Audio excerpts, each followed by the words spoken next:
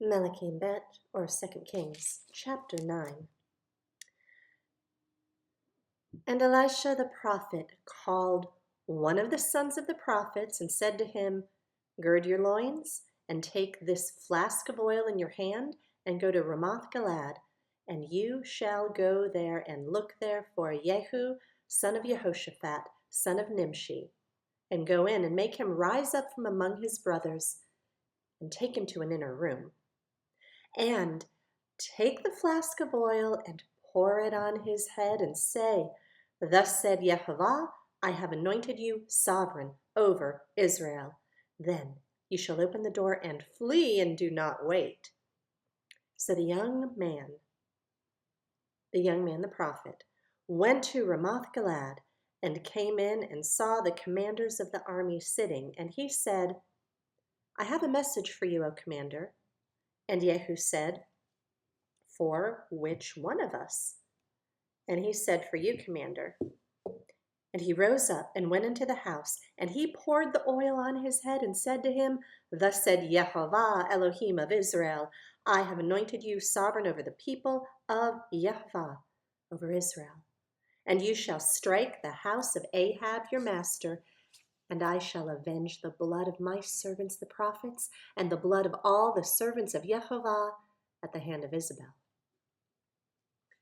And the house of Ahab shall perish, and I shall cut off from Ahab all the males in Israel, both those shut up and those left at large. And I shall give up the house of Ahab like the house of Jeroboam, son of Nebat, and like the house of Baasha, son of Ahiah. And the dogs are going to eat Isabel in the portion of Yisrael, with none to bury her. Then he opened the door and fled. And Jehu came out to the servants of his master, and one said to him, Is there peace?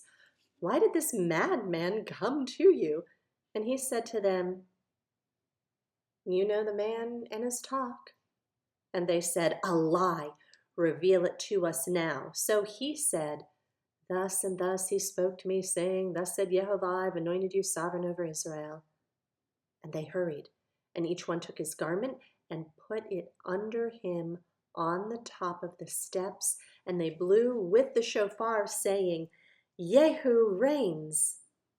Thus Jehu, son of Jehoshaphat, son of Nimshi, conspired against Joram. Now, Joram had been guarding Ramoth Gilead, he and all Israel, against Hazael, sovereign of Aram.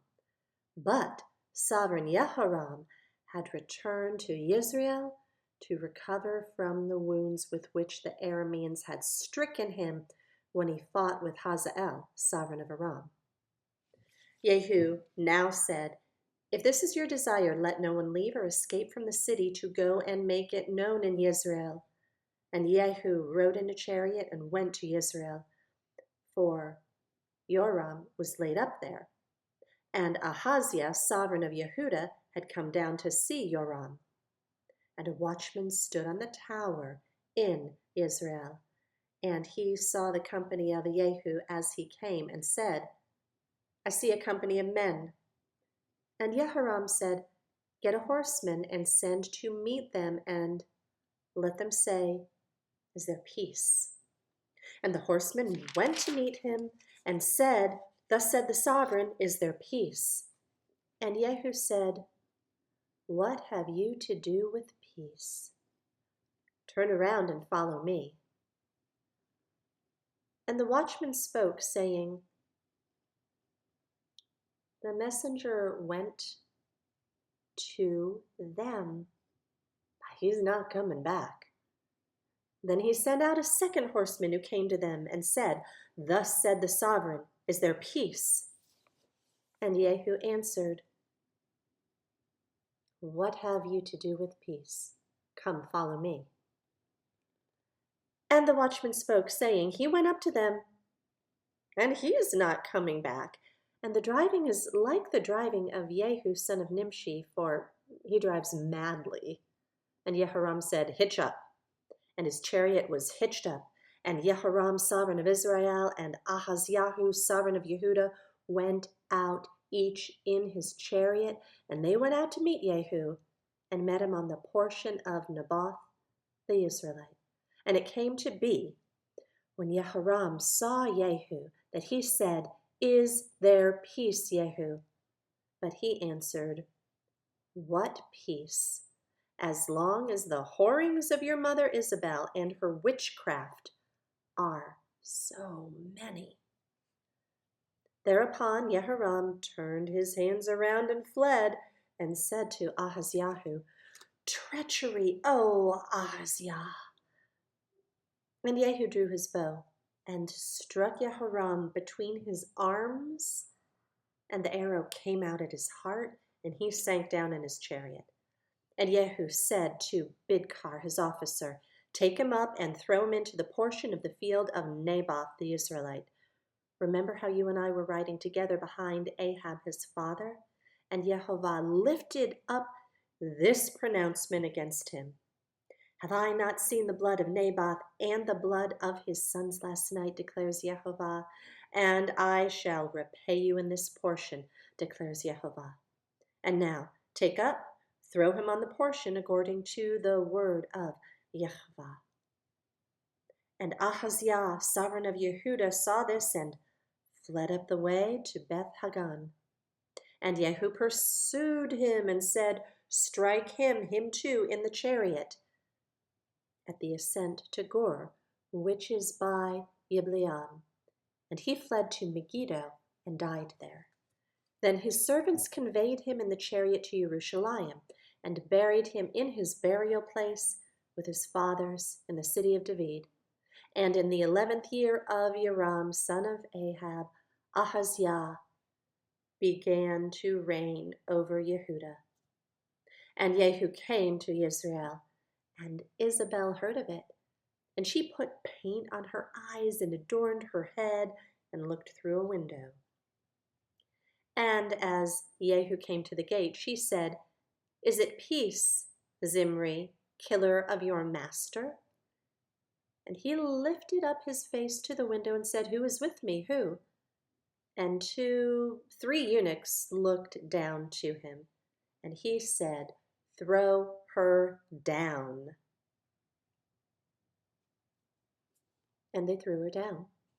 And some of her blood splattered on the wall and on the horses, and he trampled her underfoot. And he went in, and he ate and drank, and said, Go now, see to this cursed one, and bury her. For she was a sovereign's daughter. So they went to bury her, but all they found of her was the skull and the feet and the palms of the hands. And they came back and informed him, and he said, This is the word of Jehovah, which he spoke by his servant Eliyahu the Tishbite, saying, In the portion of Israel, dogs are going to eat the flesh of Isabel, and the corpse of Isabel shall be as dung on the surface of the field in the portion of Israel, so that they do not say, This is Isabel.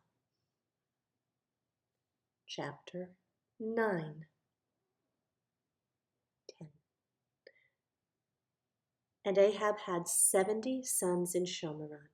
And Jehu wrote letters and sent to Shomeron, to the rulers of Israel, to the elders, and to the guardians of Ahab, saying, And now, when this letter comes to you, since your master's sons are with you, and you have chariots and horses and a walled city and weapons, choose the best and most upright of your master's sons, and set him on his father's throne, and fight for your master's house.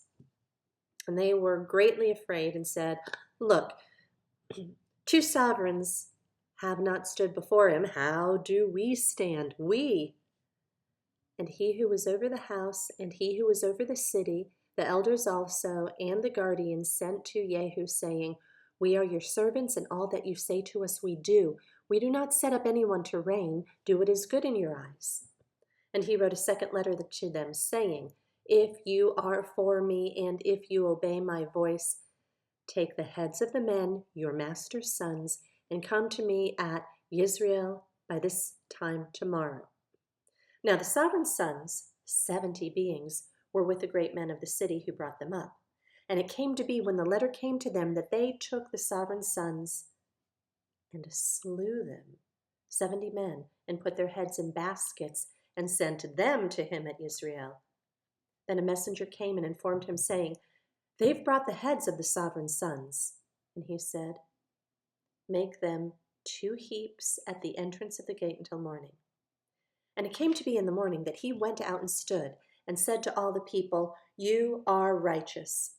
Look, I conspired against my master and killed him. But who struck all these? Know now that not one word of Jehovah which Jehovah spoke concerning the house of Ahab does not fall to the ground. For Jehovah has done what he spoke by his servant Eliyahu." And Jehu struck all those left of the house of Ahab in Yisrael, and all his great men and his friends and his priests, until he left him without a survivor. And he rose up to go and went to Shomeron. On the way at Beth Eked of the shepherds, Jehu met the brothers of Ahaziah, sovereign of Yehudah, and said, "Who are you?" And they answered, "We are brothers of Ahaziah, and we have come down to greet the sons of the sovereign and the sons of the sovereigness mother." And he said, "Take them alive." So they took them alive and slew them at the well of Beth Eked, 42 men, and he left none of them. And he left there and met Jehonadab, son of Rechab, coming to meet him, and blessed him and said to him, "Is your heart right, as my heart is toward your heart?" And Jehonadab answered, "It is." Jehu said, "If it is, give me your hand." And he gave him his hand, and he took him up to him in the chariot. And he said, "Come with me and see my ardor for Jehovah." And they made him ride in his chariot. And he came to Shomeron, and struck all those left of Ahab in Shomeron, till he had destroyed them, according to the word of Jehovah, which he spoke to Eliyahu. And Jehu gathered all the people and said to them, "Ahab served Baal a little. Jehu serves him much. And now call to me the prophets of Baal, all his servants and all his priests. Let no one be missing, for I have a great slaughtering to make to Baal. Anyone who is lacking shall not live." But Jehu did this deceptively in order to destroy the servants of Baal. And Jehu said, "Set apart an assembly for Baal." So they proclaimed it. And Jehu sent throughout all Israel, and all the servants of Baal came, so that there was not a man left who did not come. And they came into the house of Baal, and the house of Baal was filled from end to end. And he said to him who was over the wardrobe, "Bring out garments for all the servants of Baal." And he brought out garments for them. And Jehu and Jehonadab, son of Rechab, went into the house of Baal and said to the servants of Baal, "Search and see that no servants of Jehovah are here with you, but only the servants of Baal." So they went in to make slaughterings and ascending offerings. Now Jehu had appointed for himself 80 men on the outside, and had said, "The man who lets escape any of the men whom I have brought into your hands, his life for his life." And it came to be, when he had finished making the ascending offerings, Jehu said to the guard and to the officers, "Go in, strike them, let no one come out." And they struck them with the edge of the sword, and the guards and the officers threw them out, and went into the inner room of the house of Baal, and brought out the pillars of the house of Baal, and burned them, and broke down the statue of Baal, and broke down the house of Baal, and made it a latrine to this day. Thus Jehu destroyed Baal out of Israel. However, Jehu did not turn away from the sins of Jeroboam, son of Nebat, who had made Israel sin from the golden calves that were at Bethel and Dan. And Jehovah said to Jehu, because you've done well by doing what is right in my eyes and have done to the house of Ahab all that was in my heart, your sons are going to sit on the throne of Israel to the 4th generation. But Jehu did not guard to walk in the Torah of Jehovah Elohim of Israel with all his heart, for he did not turn away from the sins of Jeroboam, who had made Israel sin. In those days Jehovah began to cut off some in Israel, and Hazael struck them throughout all the borders of Israel, from the Yarden to the sun rising, all the lands of Gilad, the Gadites, and the Reubenites, and the Manasshites from Aroer, which is by the Wadi Arnon, including Gilad and Bashan. And the rest of the acts of Jehu and all that he did and all his might, are they not written in the book of the annals of the sovereigns of Israel? So Jehu slept with his fathers, and they buried him in Shomeron. And Jehoahaz his son reigned in his place. And the days that Jehu reigned over Israel in Shomeron were 28 years. And chapter 11. And Athaliah was the mother of Ahaziahu, and when she saw that her son was dead, she arose and destroyed all the offspring of the reign. But Yehosheba, the daughter of sovereign Joram, sister of Ahaziahu, took Joash, son of Ahaziah, and stole him away from the sons of the sovereign sons who were put to death. So they hid him and his nurse in the bedroom from Athaliahu, and he was not put to death. And he remained with her in hiding in the house of Jehovah for 6 years, while Athaliah was reigning over the land. And in the 7th year, Jehoiada sent and brought the commanders of hundreds with the Kerites and the runners, and brought them into the house of Jehovah to him. And he made a covenant with them, and took an oath from them in the house of Jehovah, and showed them the son of the sovereign. And he commanded them, saying, this is what you are to do. 1/3 of you who come in on the Sabbath to be on guard in the sovereign's house, and 1/3 at the gate of Sor, and 1/3 at the gate behind the runners. And you shall be on guard in the house, lest it be broken down. And the 2 detachments of you who are going out on the Sabbath shall be on guard in the house of Jehovah for the sovereign. And you shall surround the sovereign on all sides, every man with his weapons in his hand, and whoever comes within the ranks, let him be put to death. And be with the sovereign as he goes out and as he comes in. So the commanders of the hundreds did according to all that Jehoiada the priest commanded, and each of them took his men who were going in on the Sabbath, and with those who were going out on the Sabbath, and came to Jehoiada the priest. And the priest gave the commanders of hundreds the spears and shields which had belonged to sovereign David, that were in the house of Jehovah. And the runners stood, every man with his weapons in his hand, all around the sovereign, from the right side of the house to the left side of the house, by the slaughter place in the house.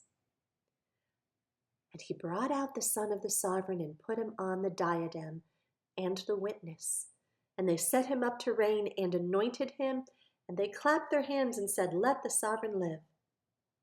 And Athaliah heard the noise of the runners and the people, and she came to the people into the house of Jehovah, and looked and saw the sovereign standing by a column according to the ruling.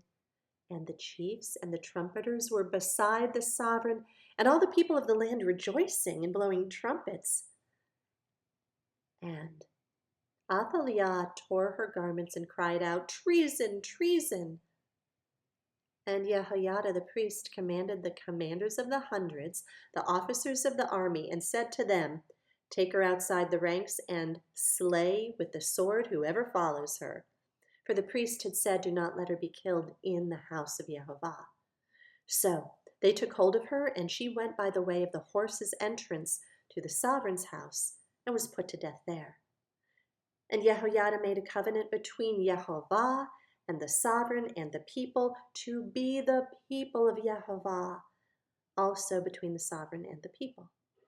And all the people of the land went to the house of Baal and broke it down. They completely broke up its slaughter places and images and killed Matan, the priest of Baal, before the slaughter places.